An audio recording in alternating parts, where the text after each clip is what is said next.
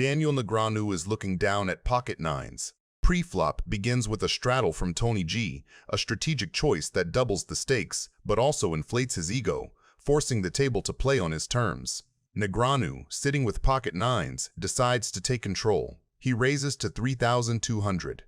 It is a strong raise, designed to isolate the straddler and define ranges early. However, Tony G is not a player who folds his straddle easily. Looking down at 5-3 suited, a hand that most players would instantly muck, Tony sees potential. He defends, me and the G, relying on his ability to outplay Negreanu post-flop rather than the raw strength of his cards. The flop is an action-packed texture that hits Tony G's garbage range significantly harder than it hits Negreanu's premium range. Negreanu, holding the overpair, leads out for 4,500. He is betting for value and protection, knowing that nines are vulnerable on this low, connected board. Tony G makes the call. He has too much equity to fold. The turn brings the jack, a card that is better for Negreanu's range than for Tony's. Negreanu fires a second barrel of 11,000. This is a critical point. Negreanu is polarizing his hand. He is saying he can beat a pair of fives. Tony G, however, enters sheriff mode. He refuses to believe Negreanu. He convinces himself that the jack is a good card for Negreanu to bluff on. The river is the 10. Negreanu, sensing that Tony is in call-down mode, decides to go for thin value. He bets 21,000. It is a large bet, asking Tony to pay a premium to see the cards. Tony G goes into the tank. He looks at his pair of fives, which is effectively fourth pair. To call here, he has to believe Negreanu has exactly ace-king or a total air bluff. Good bet. Too good. I would have flopped a straight if I played my hand. I was even money. Had a pain flop? straight draw. Yeah, that's what I put you on. You turn a straight draw. Like a G flop. Daniel Negreanu is looking down at pocket sevens. Pre-flop creates a fascinating collision between two distinct eras of poker. The live read intuition of Negreanu and the high-volume mathematical precision of the online legend, Randy Liu. The action begins with a raise to 1,600 from the loose cannon, who is holding pocket nines. Negreanu, sitting in position with pocket sevens, elects to flat call. This is a staple of Negreanu's small ball strategy. He wants to see a flop cheaply and use his post-flop skills to navigate, rather than bloating the pot with a marginal pair. However, Randy Liu wakes up in the small blind with pocket queens. Recognizing the dead money and the capped strength of the caller, Liu executes a textbook squeeze play, 3-betting to 6,000. I know you're coming in. Hurry up. You knew it, right? You raised anyway. What is that all about? What was that? You knew I was calling, but you raised anyway. You're reading too much into it, man. I don't want to. Yeah, I don't want to level myself here. I just want to try to flop a set, hit a set, and get it in. Can we do that? Huh? You have a pair in. Well, if I'm trying to flop a set, what do you think I started with? The stage is set, an overpair against a set minor, a classic recipe for a cooler. The flop falls a disconnected and dry texture that is an absolute dream for Liu's pocket queens. There are no flush draws and no overcards to his pair. Liu continues his aggression with a bet of 8,000. He is extracting value from hands like pocket eights to tens, as well as any jack that Negreanu might have peeled with. Negreanu, however, is not ready to go away. It's an interesting situation, okay? Because I have 3 threes right now. You don't believe that? I don't know. How I much believe is it? a lot of people. I believe a lot of people. So the best way to play this against you, based on previous hands, is to call, raise river, I think. Okay? So that's plan A. I might change my mind, but plan A is call, ship river. All right. That's plan A. You like that? I'm just going to tell him, whatever. I'm a little worried. The turn brings the 7, the card that flips the script entirely. It is the doom card for Liu. Negreanu spikes a 2-outer to make a set of 7s. The dynamic shifts from a marginal float to a monster trap. Liu, unaware of the disaster that has just struck, fires a second barrel of 20,000. He believes his queens are still the best hand and wants to charge draws or a stubborn jack. Negreanu's response is pure class. He doesn't believe me. I seriously say I'm going to do that, and he doesn't care. Oh, gosh. Everyone lies. That's what I heard. Yeah. Word on the street. So is plan A still the plan? I'd like to defer. You gotta respect internet guys that chat during hands. That's a very rare thing, and to that, hats off. He's chatted in the middle. If somebody's dialoguing with him, he just opens the door and goes there. Oh. Even I don't do that. I try not to, So it's but a I do mistake? it. Is that a mistake? Thanks for the... I'm leveling myself too much. I call. Daniel calls. If I keep thinking, I'm going to screw up really bad. This is awesome. Still sticking to the plan. The river is the ace, a scare card that complicates the board. It hits Lou's bluffing range, but also potentially scares a pair of queens. However, Lou decides to turn his hand into a polarized value bet bluff hybrid. He fires a massive 47,800. He is representing the ace, trying to fold out a jack or a smaller pair.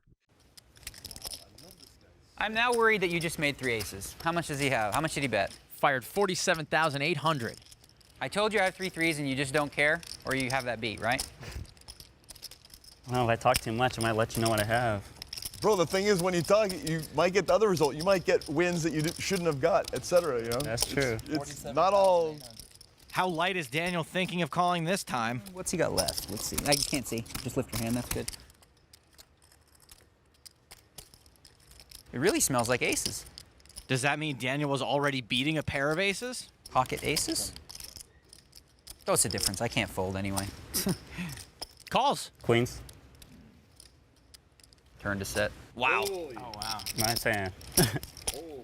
Daniel Negreanu is looking down at 10-7 offsuit, but Seaver has raised to $1,300 with pocket fives, and Hashem has called with Jack 10 suited. Uh-oh, this is Daniel's favorite hand, and it's actually gotten him into trouble in the big game before. Re-raises on the button to 5,200. He knows Seaver's range is wide and Hashem's flat is vulnerable. Even though it's his favorite hand, he's trying to play the players, not the cards. This raise is about letting them know that he's going to give them a hard time this hand if they decide to play along. Scott Seaver is really hoping Daniel has an overpair so that he has the right implied odds to make this call. Hashem folded, so heads up to the flop. King, deuce, queen. Seaver checks the best hand. Negreanu knows Seaver could easily have king-queen here after raising and then calling Daniel's re-raise pre-flop. But why would he check? Daniel smells weakness, and that's usually when he gets curious. He reps, betting 6,200. Looks like Scott's gonna peel. He calls. Hashem wants his cards back. 6 of spades on the turn. Seaver checks. Daniel still got just 10 high. This is one of the dangers of having a favorite hand. Daniel does not look like he's about to check. After just calling the flop and checking the turn, Negreanu is probably putting Seaver on a draw or the weak pocket pair he does indeed have. He's thinking, if I apply the right pressure now, Seaver might just fold and give me all the money. Daniel does fire that third barrel, making it 14,200 to go. I could justify Scott's call on the flop, thinking maybe Daniel would shut down after one bet, but Daniel certainly hasn't shut down. Seaver keeps it going. He calls. Seaver's totally stationing Negreanu. You mean like a calling station? Exactly. 4 clubs on the river. Seaver checks. Sick. Daniel fires 36,000. Seaver is capped, checked every street, and never repped strength. Daniel has nothing, but he knows Seaver is weak enough to fold. This is a masterclass. Folds the winner. Phew-wee. You had me staring. I had my favorite hand. You know what that is? 10-7? 7 of diamonds and 10 of clubs specifically. Can't believe I got away with a bluff. Negreanu is looking down on 10-9 suited. Shlomi opens to $475 with pocket kings, the classic early position value raise that invites dominated high cards to make mistakes. Boniati flats behind, a routine set mine that keeps the opener wide and creates a pot where overpairs are forced to play multi-way. On the button, Negreanu overcalls with 10-9 suited. He buys position against a likely overpair, keeps the pot single raised so his connected hand can realize, and preserves a post-flop story that can credibly arrive at straights and 2-pair on many middling runouts. With 3 players and deep stacks, Negreanu's plan is to control price now and fight for leverage later. The board rolls out wet and middle, exactly the texture that pressures an opener's range. Shlomi continuation bets $1,525 into 2 opponents to tax the spades and charge the gutters while protecting his likely overpair. Boniati steps aside, Negreanu continues. With top pair, strong kicker for this configuration, and position, calling is superior to raising. It keeps Shlomi's bluffs alive, avoids isolating versus the strongest value, and retains every turn card that can add equity or scare an overpair. He's now set up to maneuver without inflating the pot unnecessarily. The Queen of Hearts lands. That card is fine for kings, but improves Negreanu's believable value region to include Queen 9 and some 2-pair that could have peeled. Shlomi opts for a measured $2,125, continuing his value protection line without bloating the pot on a card that helps the caller more than the pre-flop raiser. Negreanu calls again, disciplined and deliberate. He keeps his range uncapped, realizes equity with 10-9, and holds the option to seize the narrative on favorable rivers or punish thin value bets with a polarizing raise. The river is the 8 of clubs, a quiet but meaningful shift that completes 6-7 and strengthens combos like 9-8 that Negreanu can absolutely show up with. Shlomi puts out a small $3,000 bet, more price setting than power, trying to get looked up by worse pairs while avoiding a big decision. Negreanu springs the trap to $12,800, polarizing himself to straights, 2-pair, or sets, and telling a story perfectly consistent with his passive turn. 10-9 is a sharp candidate. It blocks calls from Queen-9, doesn't block missed spades, and represents exactly the value holdings that beat an overpair. You got aces or kings? Can I say that, or is that illegal? Heads up. I can say what he has, but not what I have. Yeah. Okay. I'm thinking aces or kings. I appreciate you watching this far. Could you please give this video a like? Thank you. And Shlomi's now thinking, if you've read me for aces or kings, surely you can beat aces or kings. I have to fold. Daniel Negreanu is looking down on pocket queens. He opens to $1,200 from early position that raise sizes well for a loose table and keeps his range strong and uncapped. 4 players continue. David Williams flats with pocket kings. Against this many callers, Negreanu's plan is straightforward. We have some action. Play pot control against condensed ranges, realize position, and let dominated 1-pair hands overplay on later streets. The monotone, king-high board polarizes ranges immediately. Nut advantage lives with suited spades and sets. Top pair advantage sits with the blind callers and late position flats. Mosseri checks. Everyone take a look, see if they have a spade in their hand. Calacanis takes a small stab of $4,000 into about $20,000, a sizing that usually represents 1 pair without a high spade, weak spade draws, or simple information gathering. Negreanu just calls with queens. That flat keeps his range wide and invites dominated value behind to continue. Critically, holding the queen of spades blocks the nut flush combinations and secures useful run-out equity if a 4th spade arrives. All in. And the loose cannon's all in. Cannon time. Abe and Jason are out. Oh boy. Gamble, gamble. You don't have much money. 26. Count what you got. Let's have a count of the loose cannon one time. Boy, here you go. This could be Like 75. this could be that time here. On the 4. Yeah, that's right. I mean, you're supposed to gamble sooner or later. Daniel calls. Pair the board, I'll call. David's in 2. Got a flush. Oh no! Okay. Wow. He's good. no, Well, you would have busted me anyway. Hold on, Okay, I got a big side pot working. So let's just have a spade. Just pair the board. Just do one time, right? I would like to do more than one, but actually screw that, one time. What the heck? That's a spade. Good hand. Will's out. So I won that pot for sure. Go ahead, pair the board. What the hell? All right, he wants to pair it, so just pair it.